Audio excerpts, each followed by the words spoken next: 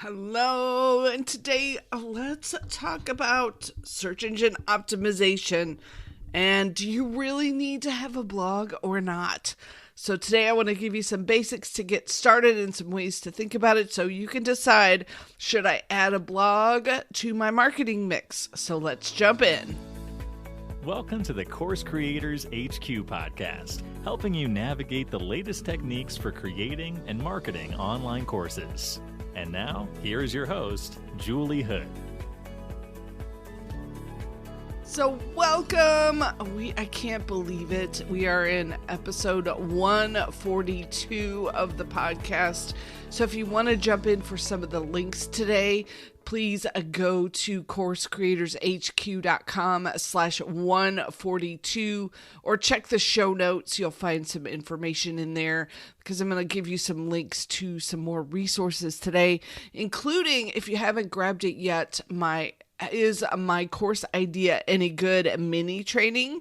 So would love for you to grab that today and test out your latest idea. It's a quick 15-minute training to see. You'll know by the end if it's a bad idea because you won't find anything as you're doing your research. But it gives you just a way to do a quick check on your course idea. So would love for you to jump in to that. All right. So today I wanted to talk about some of the basics of getting started with search engine optimization. And the reason why is I've noticed this drop off in some of the social media sites. And I'm not exactly sure what's causing it, but I've noticed less engagement just in general. And so I want you to start thinking about other places that you can connect with your perfect audience and find your perfect students. So one of the things that you can think about doing is some kind of blog where you are posting regularly. And the idea is that when people are typing into a search engine, usually it's Google, sometimes Bing, and they're looking for content, that your website, your blog pops up for that. So I only want you to do this for a couple different there's a couple different things that you need to think about if you're serious about considering this. The first one is, remember that this is long-term content and it's going to get you long-term results, but it does take a while to build up. So I'll link to the episode we did about long-term and short-term content, but basically just recognize that it could take 6 months, a year, or maybe even longer to start getting good rankings, depending on how well you do with this and how much competition you have. So you need to be okay. This isn't something you can start today and you're going to have big results tomorrow. It doesn't really work like that. The other side of this is, if you're going to be blogging, we do want to have that search engine optimization built in. So I'm going to give you some basic ideas. There's a lot to it, but I want to get you started at least thinking about some of the pieces of that puzzle. And then, what if you don't like to write? So if you are not a writer, it's okay. There are some things that you can do instead, and we'll talk about that a little bit further on today. So don't feel like you have to be a writer to have a blog. You don't, and we'll dig into that a little bit. So let me back up and talk about what exactly search engine optimization is. The first thing is that when you type something into a search engine that you are looking for, they want to give you the very best possible answer as quickly as possible. So remember that with everything you're doing on this, that is the end goal. Google, when you ask for something, they want to give you the right answer and they want it to come up as quickly as possible. So there is a lot to being able to do this well and to put things together so that the search engines know what it is you're sharing and to make sure that you share it in the best possible way, that it pops up quickly for the user. And so there's a lot to this, and I'm definitely not going to be able to get into all of it today, but I'll give you some links so if you want to dig in a little bit more, you can. And Also, be very careful about making sure as you're looking for advice that the advice you're getting is current, because there is a lot of really old information out there, and a lot of that does not work anymore. So you want to be careful about where you're getting your advice on doing SEO, which is search engine optimization. Whenever you hear me say SEO, that's what I'm talking about.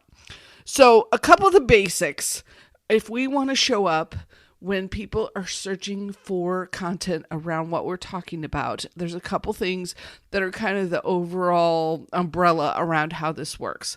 The first one is that you want to use the best phrases and keywords that people are most likely to be typing into the search engine.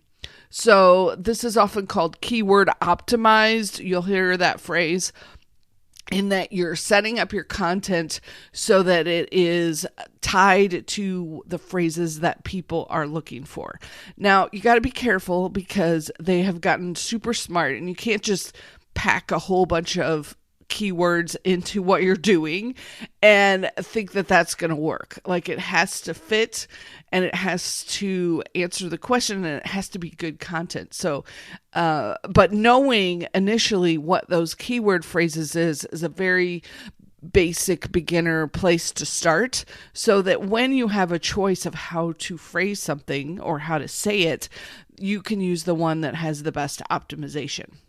The second thing for the basics of SEO are that you get links to your content. So it means when somebody links to it, people like it, people share it, they enjoy what you're saying, they like what you're saying, they land on your page and they read the whole blog or they listen to the whole audio. So that way is a signal to Google that says, hey, this is good content. People like this. Okay, number 3 is that it has to be really great content and that gives the answer that matches what the searcher is looking for. So remember, that's what Google's main goal is.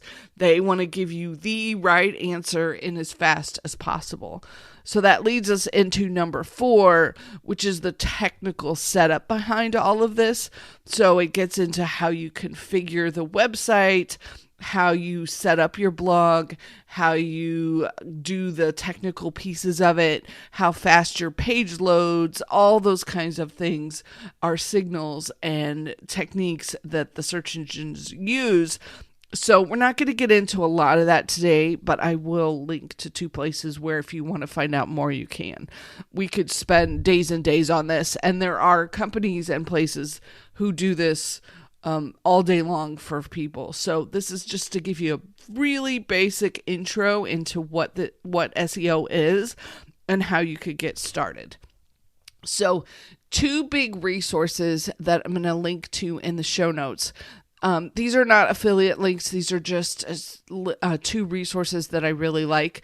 Neil Patel of ubersuggest.com has a 7-week action plan to get started with SEO. So you could check that out, kind of see what he's suggesting that you do over 7 weeks to get started. His website, ubersuggest.com, is also a good place to go type in your main phrase, your main topic, and see what kind of keywords and keyword phrases it gives you.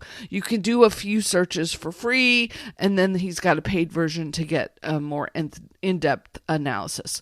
So ubersuggest.com and Neil's 7-week action plan.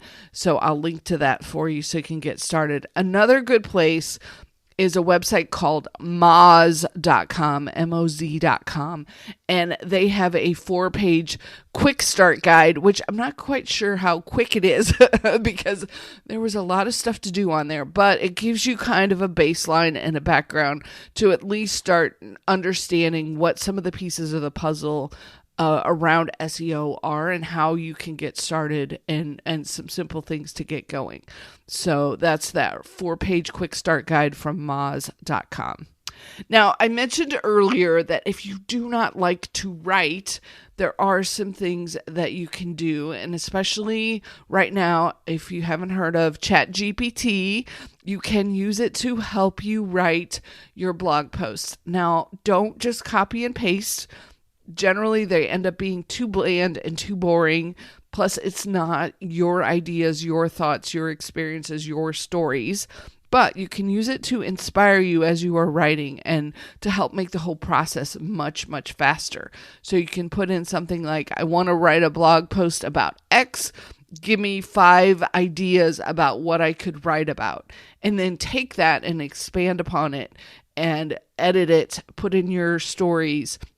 And it probably will inspire you to think of a 6th thing that you're like, oh yeah, I didn't think of that. Or maybe 1 or 2 of them are not what you know is the best way to go. So you throw those out because those aren't good. And then you expand upon it. But it can really, really speed up the process when you're trying to create blog posts, is using ChatGPT to inspire you. And then the last thing that I want to talk about a little bit is some of the tech side of where exactly do I put this blog that I'm creating? Where am I creating this content and sharing it out? So for years and years and years and years and years, WordPress.org was the best place to do blogging, and you would get your own hosting. So you could host a website, a blog website with the tool called WordPress. It has lots of, they call them plugins to help you do SEO better. And so that's kind of been the go-to tool in general for years for doing blogging. But I will say it comes with a lot of risks and a lot of things that you have to keep it updated, and all the software levels that are underneath, you have to keep all of those updated.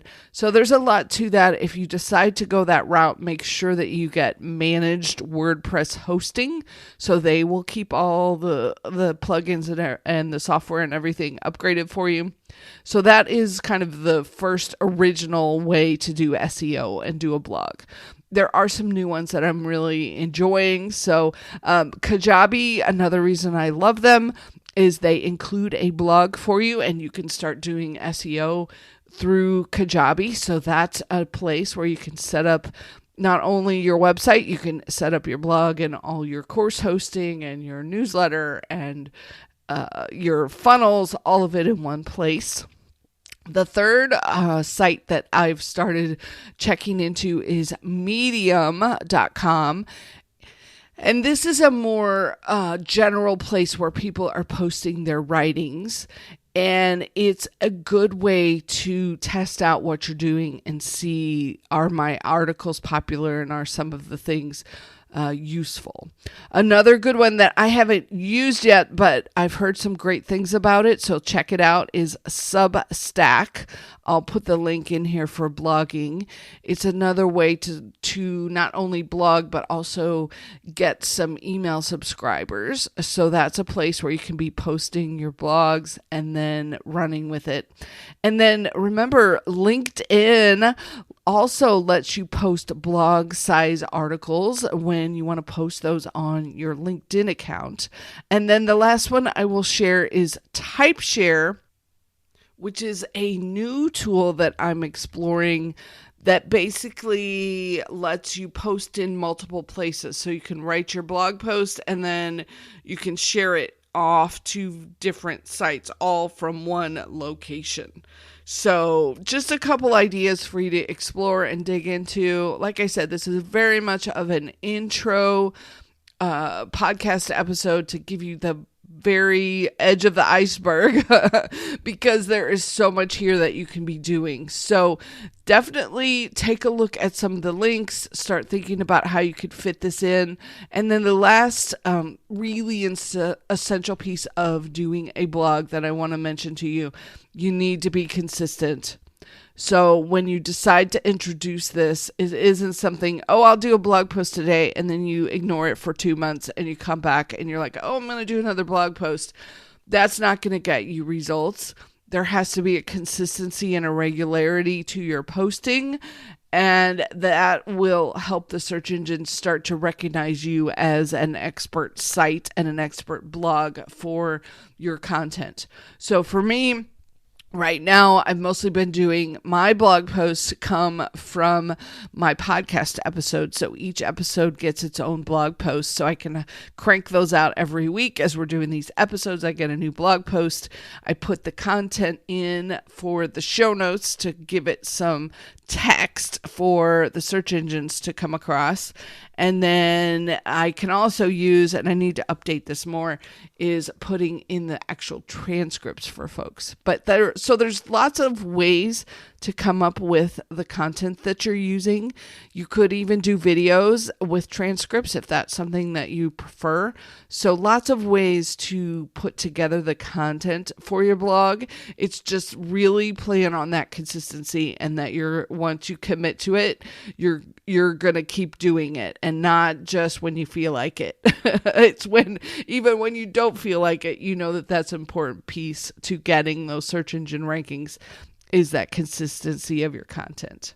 So I hope this was helpful, and I'll have some more episodes in the future about this. Like I said, every one of these topics that we talked about, we could have an entire episode on. So I just wanted to give you a little bit to start thinking about and put it in the back of your mind of like, how could I use this? And go to ubersuggest.com and at least get a few phrases that you know could be good and useful for you to be using, so that you could start ranking for your topic area.